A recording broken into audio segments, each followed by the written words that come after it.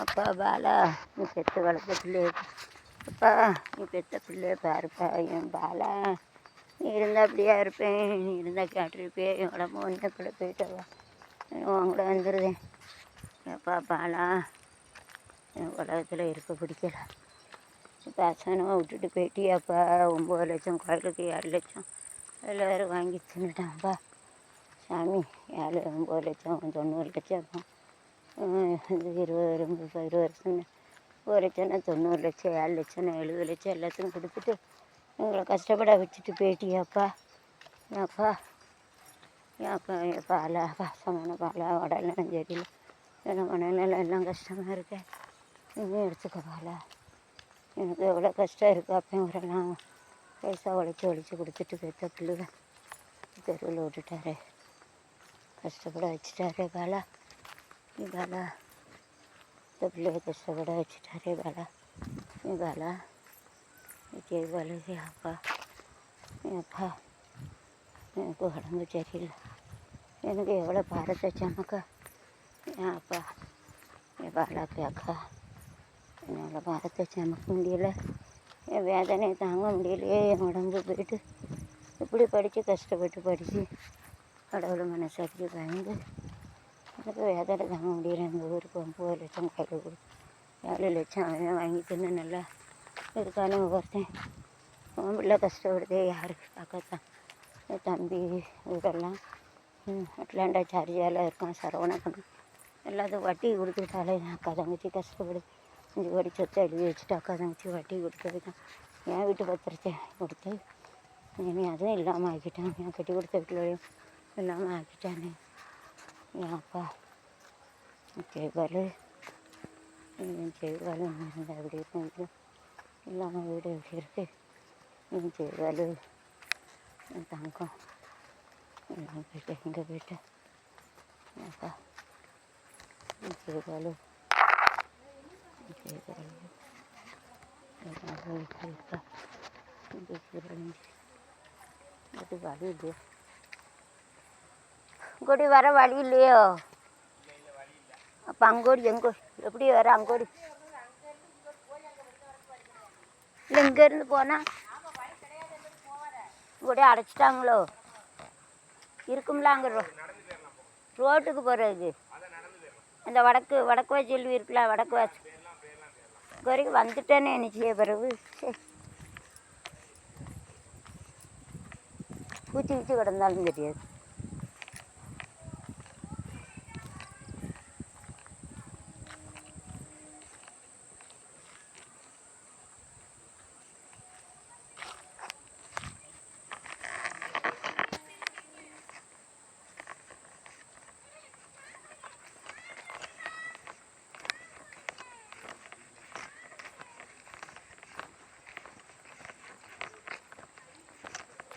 அன்றைக்கி கேளுங்க, நான் யூடியூப்பர் ஒரு ஊருக்கு யூடியூப் எடுக்க போனேன்.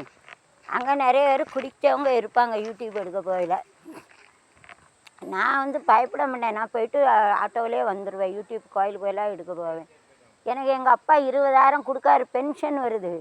நான் டீச்சர். எனக்கு சுகரு ப்ரெஷரு, வீட்டில் மொழி பிரச்சனை வச்சு உடம்பு ரொம்ப பாதிச்சுட்டு எங்கள் அப்பா 9 லட்சம் கொடுத்துருக்காரு. 7 லட்சம் இந்த ஊருக்கு கொடுத்துருக்காரு. உங்களுக்கு தெரியுங்களா சொல்லுங்கள். 7 லட்சம் கொடுத்துருக்காரு ஊருக்கு, கோயிலுக்கு 9 லட்சம் கொடுத்துருக்காரு.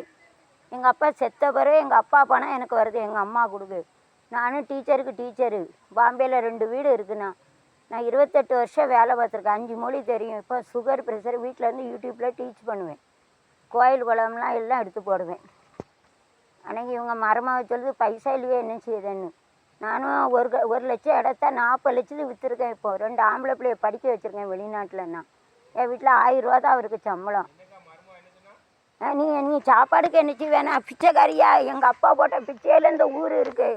9 லட்சம் இந்த காளியத்தை வாங்கி தின்னுட்டேன் எங்கள் அப்பாட்ட. 7 லட்சம் வாங்கிட்டீங்க சாப்பாட்டுக்கு என்னச்சு?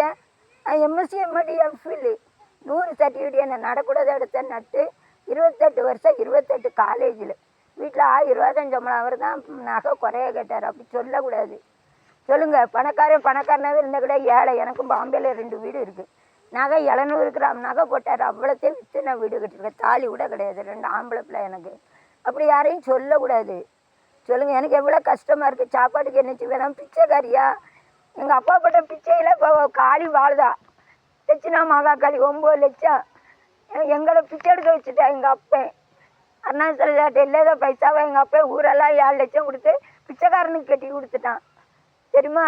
நானும் டீச்சருக்கு டீச்சர், எம்எஸ்சி எம்எடி எம்பில். சாப்பாட்டுக்கு என்ன செய்ய அப்படி கேட்கக்கூடாது. எவ்வளோ கஷ்டமாக இருக்குது தெரியுமா அவங்க சொன்னது. என்றைக்கும் பணமோ ஏதோ நம்ம கூட வாழ்ந்தா கிடையாது. நம்ம சொல்கிற புண்ணியம் தான் வரேன். நானும் இப்போ 4 மொழியில் டீச் பண்ணுதேன். எனக்கு சுகர் ப்ரெஷர். டீச்சருக்கு வேலை பார்த்துருக்கேன் 28 வருஷம். டீச்சர் வீட்டில் கஷ்டத்தை அனுபவிச்சு நான் செல்லமாக இருந்தவா. அவங்க சொன்னாங்க, அங்கே குடிகார இருப்பா, நீ யூடியூப் எடுக்காதம்மா, என்னன்னாலும் நடக்கும் அப்படின்னு சொன்னாங்க. மறுபடியும் வீட்டுக்கு வந்தேன். அதை கூட எனக்கு சந்தோஷமாக இருந்துச்சு. அந்த வார்த்தை சொல்லக்கூடாது. எவ்வளோ கஷ்டமாக இருக்குது தெரியுமா?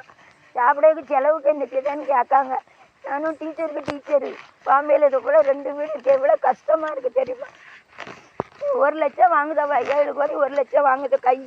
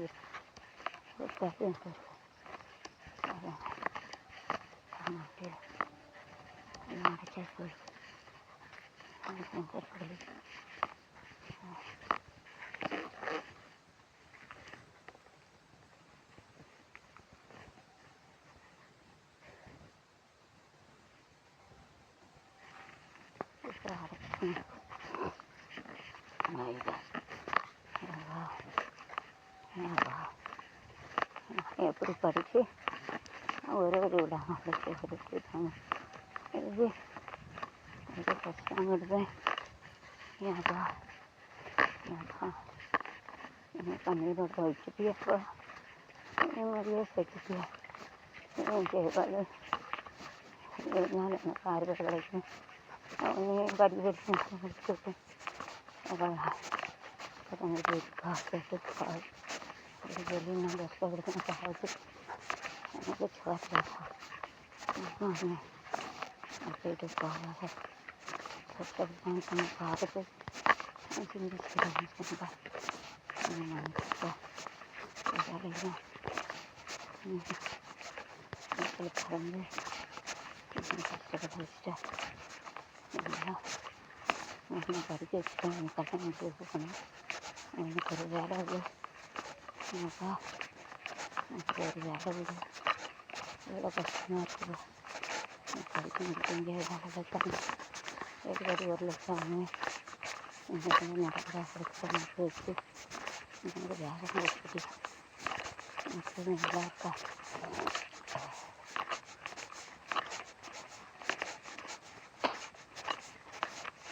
அப்படியே அழைச்சி கொடுத்த பிள்ளையை கொடுத்தாங்க எங்கள் கேட்டு நம்ம காசு அடிச்சு வளர்த்து கொடுத்து 9 லட்சம் 2 லட்சம் ஆகிடுச்சாங்க எங்களுக்கு கொடுத்ததா எனக்கு ரொம்ப கொடுத்ததுக்கெல்லாம்